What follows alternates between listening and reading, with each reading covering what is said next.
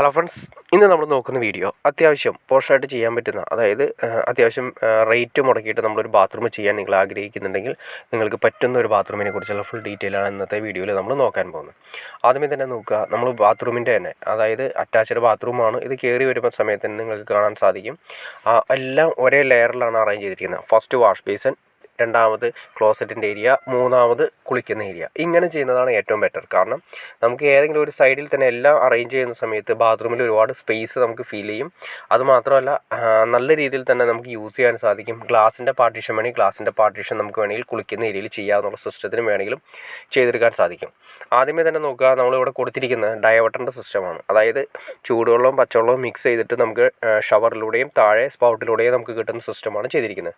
മുകളിൽ റെയിൻ ഷവറാണ് കൊടുത്തിരിക്കുന്നത്. Rain shower എന്ന് വെച്ചാൽ ഈ ജാഗോറിൻ്റെ ടൈപ്പാണ് കൊടുത്തിരിക്കുന്നത്.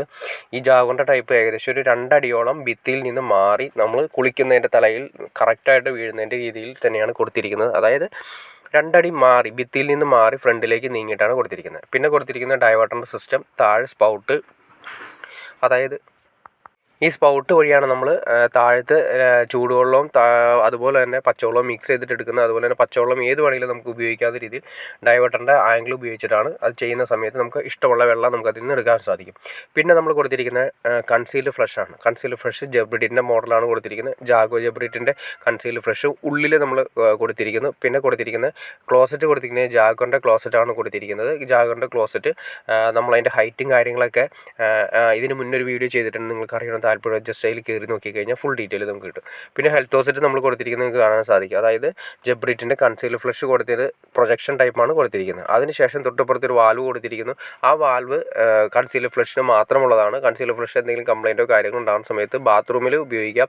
അത് ക്ലോസ് ചെയ്തിട്ടുള്ള ആ വാൽവ് ക്ലോസ് ചെയ്തിട്ടുണ്ടെങ്കിൽ കൺസീൽഡ് ഫ്ലഷിലേക്കുള്ള വെള്ളത്തിൻ്റെ ഫ്ലോ നിൽക്കുകയും മറ്റ് ബാത്റൂമുകളെല്ലാം അതിൻ്റെ മറ്റ് സൗകര്യങ്ങളെല്ലാം യൂസ് ചെയ്യുന്നതിന് യാതൊരു തടസ്സം ഉണ്ടാവില്ല. അപ്പോൾ അതങ്ങനെ സെപ്പറേറ്റ് വാൽവ് കൊടുക്കുന്നതാണ് ഏറ്റവും ബെറ്റർ. പിന്നെ ഈ കൺസീൽഡ് ഫ്ലഷിൻ്റെ കൊടുത്തിരിക്കുന്ന 2 സ്വിച്ചുകളാണ് കൊടുത്തിരിക്കുന്നത്. ഒന്ന് വലിയ സ്വിച്ചും ചെറിയ സ്വിച്ചും. കൂടുതൽ വലിയ സ്വിച്ച് എന്ന് നമ്മളെ കാണിക്കുന്നത് റൗണ്ട് കാണിക്കുന്നത് കൂടുതൽ വെള്ളം, മറ്റേതിൽ വരുന്നത് കുറച്ച് വെള്ളവും.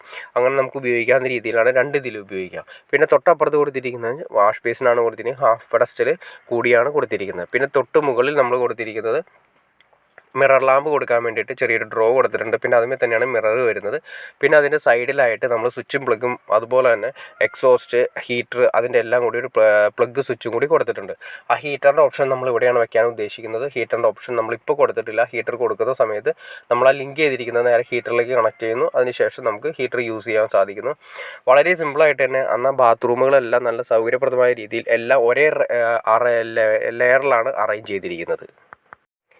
അതുമാത്രമല്ല എല്ലാം ഒരേ ലെയറിൽ തന്നെ, അതായത് ഒറ്റ ലെയറിൽ തന്നെ അറേഞ്ച് ചെയ്യുകയാണെങ്കിൽ നമ്മൾ കുളിക്കുന്ന ഏരിയ സെപ്പറേറ്റ് ഗ്ലാസിൻ്റെ പാർട്ടീഷൻ നിങ്ങൾക്ക് ചെയ്യണമെന്ന് ആഗ്രഹമുണ്ടെങ്കിൽ സിമ്പിളായിട്ട് നമുക്ക് ചെയ്യാനും സാധിക്കും.